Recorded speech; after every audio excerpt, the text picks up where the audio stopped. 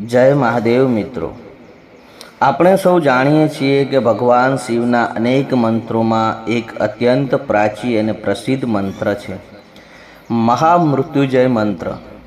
પરંતુ શું તમે ક્યારે વિચાર્યું છે કે આ મંત્રનો સાચો અર્થ શું છે અને શાસ્ત્રોમાં તેને આટલું મહત્ત્વ કેમ આપવામાં આવ્યું છે? આ વાત સમજવા માટે ચાલો સાંભળીએ એક નાની પરંતુ હૃદયસ્પર્શી વાર્તા. એક નાનકડા ગામમાં હરિદાસ નામનો એક ગરીબ પરંતુ ખૂબ જ શિવભક્ત માણસ રહેતો હતો. હરિદાસ રોજ સવારે ઉઠી પોતાના ઘરની નજીક આવેલા નાના શિવ મંદિરમાં જતો. તેની પાસે ચડાવવા માટે મોંઘી પૂજા સામગ્રી નહોતી. તે ક્યારેક માત્ર થોડા બીલીપત્ર લઈ જતો અને શિવલિંગ પાસે બેસી કહેતો, હે ભોળાનાથ, મારી પાસે તમને આપવા માટે કાંઈ નથી, પરંતુ મારા મન અને મારી શ્રદ્ધા તમારા ચરણોમાં છે. હરિદાસનો એક દીકરો હતો જેનું નામ માધવ હતું. માધવ ખૂબ જ હોશિયાર અને મહેનતી હતો. પિતા પુત્ર ખૂબ જ પ્રેમથી રહેતા હતા. એક દિવસ અચાનક માધવની તબિયત ખૂબ ખરાબ થઈ ગઈ. હરિદાસે તેને વૈદ્ય પાસે લઈ ગયો. વૈદ્ય તપાસ કર્યા પછી કહ્યું, હરિદાસ, તમે ચિંતા ન કરો, સારવાર ચાલુ રાખો અને ભગવાન પર વિશ્વાસ રાખો. હરિદાસના મનમાં ચિંતા હતી, પરંતુ તેણે હિંમત ન હારી. તે રાત્રે સીધો શિવ મંદિરે ગયો અને શિવલિંગ સામે બેસી અને આંખોમાંથી આંસુ આવી ગયા. તે બોલ્યો, હે મહાદેવ, હું તમને મારા દીકરાનું જીવન માંગવા નથી આવ્યો. હું ફક્ત એટલું માંગવા આવ્યો છું કે મને આ મુશ્કેલીનો સમયનો સામનો કરવાની શક્તિ આપો. ત્યાં મંદિરના પૂજારી આવ્યા. તેમણે હરિદાસને શાંત કરતા કહ્યું, બેટા, ભગવાન શિવની ભક્તિ માટે મહામૃત્યુંજય મંત્રનો જાપ કર.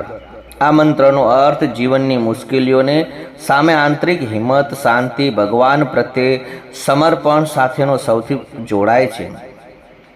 પછી પૂજારીએ ધીમેથી મંત્ર બોલ્યો, ઓમ ત્રંબકમ યજામહે સુગંધિતમ પુષ્ટિવર્ધનમ ઉર્વારુકવિમ બંધના મૃત્યો મૃક્ષી મામૃતાત. હરિદાસે પૂજારીને પૂછ્યું, મહારાજ, આ મંત્રનો અર્થ શું છે? પૂજારીએ કહ્યું, હે ત્રિનેત્રધારી ભગવાન શિવ, અમે તમારી ઉપાસના કરીએ છીએ.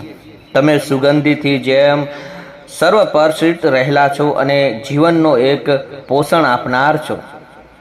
જેમાં પાકેલું ફળ તેના વેલના બંધનમાંથી સહજ રીતે અલગ થાય છે, તેમ અમે ભય, દુઃખ અને બંધનમાંથી મુક્ત કરો અને અમને આધ્યાત્મિક અમૃત તરફ લઈ જાઓ. હરિદાસ શાંતિથી મંત્ર સાંભળ્યો. પૂજારીએ આગળ કહ્યું, યાદ રાખજે, આ મંત્ર માત્ર કોઈ ચમત્કારની ગેરંટી સમજીને નહીં, પરંતુ ભગવાન શિવ પ્રત્યેની શ્રદ્ધા, મનની શાંતિ માટે જપ કરજે અને દીકરાની સારવાર પણ નિયમિત કરાવજે. હરિદાસે માથું નમાવ્યું. તે દિવસથી રોજ મંદિરમાં બેસી ભક્તિપૂર્વક મહામૃત્યુંજય મંત્રનું જાપ કરવા લાગ્યો. પરંતુ સૌથી મોટો બદલાવ તેના દીકરામાં નહીં, પહેલાં હરિદાસ પોતાના મનમાં આવ્યો. જે માણસ ગઈકાલ સુધી ભયથી કાંપી રહ્યો હતો તે હવે શાંત હતો.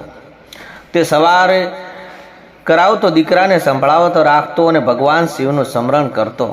થોડા દિવસો પછી માધવની તબિયતમાં ધીમે ધીમે સુધાર થવા લાગ્યો. હરિદાસની આંખોમાં ખુશીના આંસુ આવી ગયા. તે મંદિરમાં ગયો, શિવલિંગ સામે માથું નમાવી બોલ્યો, હે ભોળાનાથ, તમે મારી મુશ્કેલી તો દૂર કરી નહીં, એ હું નથી જાણતો, પરંતુ તમે મને મુશ્કેલીનો સામનો કરવાની હિંમત આપી. પૂજારીએ સ્મિત કરીને કહ્યું, હરિદાસ, કદાચ આ જ સાચી ભક્તિ છે. મિત્રો, આ વાર્તાનો સંદેશ ખૂબ જ સુંદર છે. મહામૃત્યુંજય મંત્ર માત્ર શબ્દનો સમૂહ નથી. ભક્તિ માટે તે ભગવાન શિવનું સ્મરણ, ભયના સમયમાં હિંમત અને મનમાં શાંતિ જગાવવાનો એક આધ્યાત્મિક માર્ગ છે. જો જીવનમાં કોઈ મુશ્કેલી હોય તો ભગવાન શિવને યાદ કરો, યોગ્ય પ્રયત્ન કરો અને ધીરજ રાખો. કારણ કે ઘણી વખત આપણને પરિસ્થિતિ બદલાય છે, પહેલાં પોતાની અંદર મજબૂત બનવાની જરૂર હોય છે.